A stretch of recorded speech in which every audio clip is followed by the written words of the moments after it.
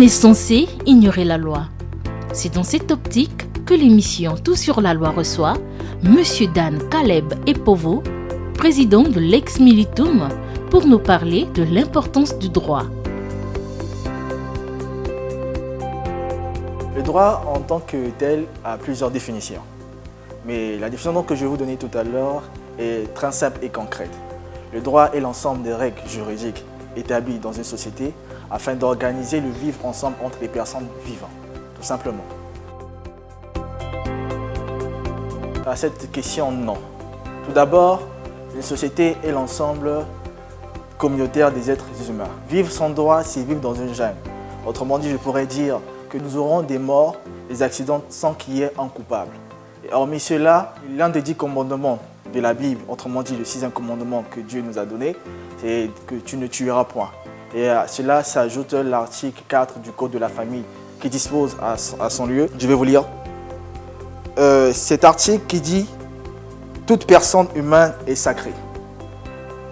Elle possède des droits et jouit des libertés garanties par la Constitution. » Et la Constitution congolaise du 25 octobre 2015 dispose aussi en ces lieux, à son article 8 alinéa 3, « Chaque citoyen a le droit au plein épanouissement de sa personne dans le respect des droits d'autrui et de l'ordre public, de la morale et des bonnes mœurs. » Et s'ajoute l'article 1er de la Constitution congolaise qui dispose que l'État congolais est un État de droit. Donc vivre dans une société sans droit, c'est vivre sans État et sans règles juridiques.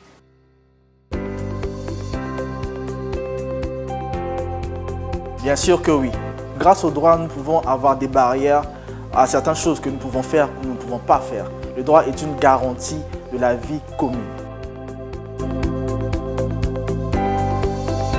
Le droit en elle-même en tant que tel, le but le plus primordial, c'est d'abord la sécurité de l'être humain. Mais hormis ça, nous avons certains droits qui s'en suivent. Autrement dit, je pourrais dire le droit à la sécurité, le droit à la santé, le droit social et à l'ordre public.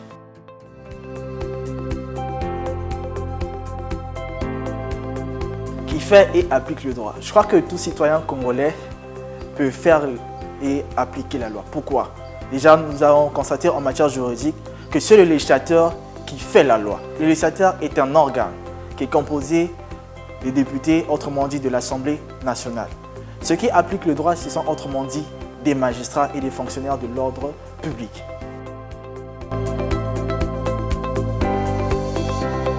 Un citoyen peut appliquer la loi le simple fait que vous connaissez vos droits. Autrement dit, je prends un cas d'espèce.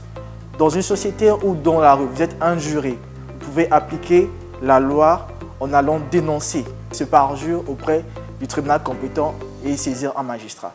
Cela est une forme d'application parce que vous connaissez que ce que votre confrère a fait face à vous ne cadre pas au respect de la loi. C'est une forme d'application que vous faites, mais indirecte.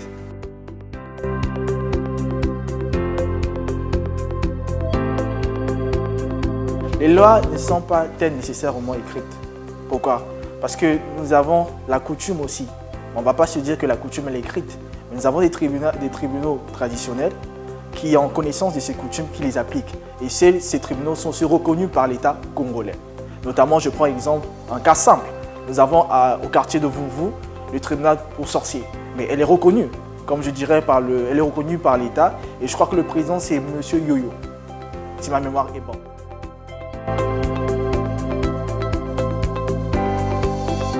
Le droit, il est évolutif. Plus que la société évolue, plus le droit évolue. Malheureusement, certains d'entre nous ont tendance à penser que le droit se statue uniquement dans le métier comme le métier d'avocat, de notaire, du huissier ou du magistrat.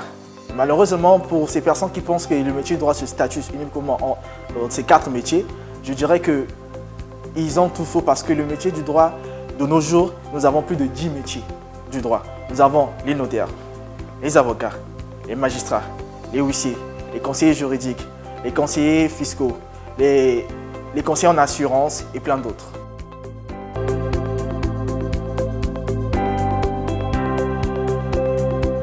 Personnellement, j'ai un métier mitigé. Je me vois dans la peau d'un avocat, tout comme aussi je me vois dans la peau d'un magistrat. Et seul, comme on dit, le temps va me pousser à faire un choix définitif. Mais je pense que je pencherai plus au métier d'avocat. Le métier d'avocat parce que j'aime bien défendre et j'aime bien être libre de mes mouvements. Parce que, autrement dit, un magistrat, c'est un fonctionnaire. Il dépend de l'État.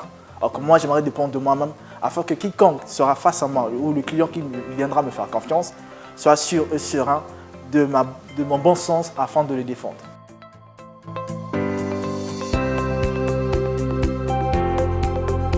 Le juge ne peut pas refuser de juger une affaire. Autrement dit, beaucoup de gens ont tendance à mitiger entre l'attribution du juge et le magistrat, alors que les deux ne sont qu'une seule personne. Le juge ne peut pas refuser de juger une affaire parce que c'est d'abord un fonctionnaire de l'État. Et hormis ça, si ce dernier, autrement dit, ce juge, refuse de juger une affaire, il peut être poursuivi.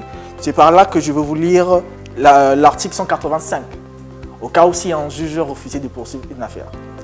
Cela dit, l'article 185 du Code pénal congolais, tant depuis l'époque coloniale, bien sûr, malheureusement pour notre pays, qui dispose que le juge qui aura daigné, autrement dit rejeté ou refusé, de rendre la justice après avoir été requis et qui pourra préserver son déni après avertissement ou injonction de ses supérieurs pourra être poursuivi et sera puni d'une amende de 48 000 à 120 000 francs CFA et de l'interdiction de l'exercice de ses fonctions publiques de 5 ans à 20 ans.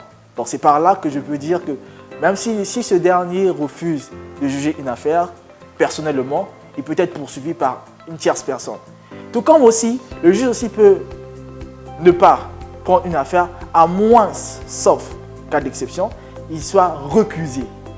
Recusé, la récusation intervient au moment où, moi, accusé, je me dis que j'ai un problème ou un litige personnel avec le juge, ou je sous-entends que le juge n'est pas impartial, d'où je peux demander la récusation de ce juge. Dans ce contexte, le juge ne peut juger cette affaire et on me changera un autre juge.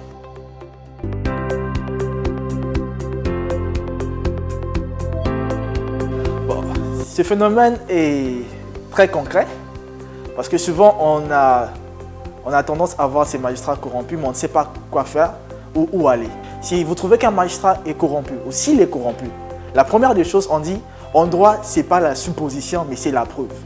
Autrement dit, il faut avoir une preuve tangible afin de saisir le ministre, autrement dit le ministre de la tutelle, de façon simple, comme nous le dit la Constitution dont je vais énumérer tout à l'heure. C'est la Constitution qui dit, par ailleurs, que tout d'abord, il faut s'assurer d'avoir la preuve tangible de l'acte de corruption fait à ce dernier. Puis introduire la plainte au ministre de la Justice, adressée au ministre de la tutelle, qui est en même temps vice-premier ministre du Conseil supérieur de la magistrature, afin de solliciter la radiation de ce magistrat.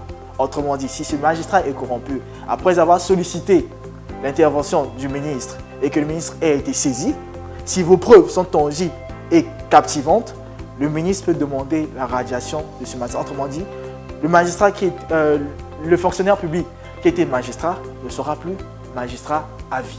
Commencez par le président du tribunal. Vous savez, dans la juridiction, il y a une forme de solidarité. C'est comme on dit dans une société, il y a la solidarité. C'est comme aussi avec les magistrats. C'est-à-dire que vous pouvez aller auprès d'un magistrat ou le président de la cour ou du tribunal. Malheureusement, ce dernier aussi, je crois que si la loi ne le permet pas de jouir de cette compétence, il ne peut rien faire pour vous. Et c'est là-bas que souvent, nous les Congolais, on a tendance à dire le pays est corrompu ou le magistrat est corrompu. Non, c'est parce qu'on n'a pas suivi la bonne procédure à suivre pour se faire valoir ce qui est de droit. Je pense personnellement que ce thème est un thème captivant. Pourquoi captivant? Parce que dans une société rare, sont ces Congolais que vous allez poser la question pour leur demander est-ce que vous connaissez vos droits? Ils vont vous dire que le droit n'existe pas au Congo. Mais du moment où nous avons un code de la famille, un code de procédure pénale, un code civil, un code pénal, je crois que tous ces codes ont été régis afin d'organiser le bon vivre en société. D'où je demanderai à tout Congolais de connaître ses droits car c'est important. Dans la Bible, on a tendance à dire la justice élève une nation. Et voilà pourquoi nous allons constater que les grandes puissances, autrement dit les États-Unis, ils ont évolué grâce au respect des droits. C'est par là que moi je demanderai aussi à notre gouvernement et notre population de prendre en compte le respect des droits de tout un chacun, notamment de notre constitution. Parce que plusieurs faits importants via la constitution sont souvent violés. Malheureusement, nous ne faisons pas application de nos droits. Donc il est très important de connaître ces droits afin d'avancer dans toute la sérénité et la sécurité en tant qu'État libre et de droit. Duralex, c'est de l'ex. La loi est dure, mais c'est la loi.